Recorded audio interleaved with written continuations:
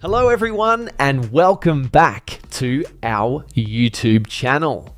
In this video, I'm going to show you how to fix Spotify mobile app not working. First, we'll start with something very simple, yet powerful.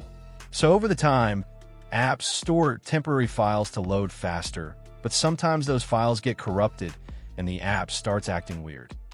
To resolve this issue, we will first head over to our device settings. From here, scroll down and tap on General. Once you're in the General Settings tab, look for iPhone Storage option and tap on it.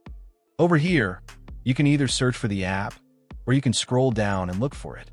Then tap on the app. On the next screen, you need to tap on the Offload app option. A confirmation pop-up will come up. Now tap on the Offload app option here. It'll take a bit for processing, and then a reinstall button will show up. Simply tap on it to reinstall the app. This should resolve the issue, but if it doesn't, then you need to check if the app is running an older version. Head over to App Store. From here, double tap on this search icon in the bottom right corner, and then search for the app. Once the app comes up in the search result, and if you see this update button right next to the app, simply tap on it to make sure you're running the latest version of the app. However, if you continue to encounter this issue, then you will need to completely reinstall the app, which usually resolves the problem. Head over to this screen the way we did before. And over here, tap on the Delete App option here to uninstall the app from your device.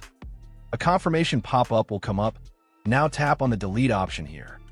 Once uninstalled, open up App Store and search for the app in the search bar. After the app comes up in the search result, simply click on this cloud icon to install it back onto your device.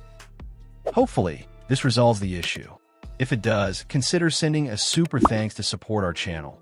And also don't forget to hit the subscribe button. We'll see you in the next video.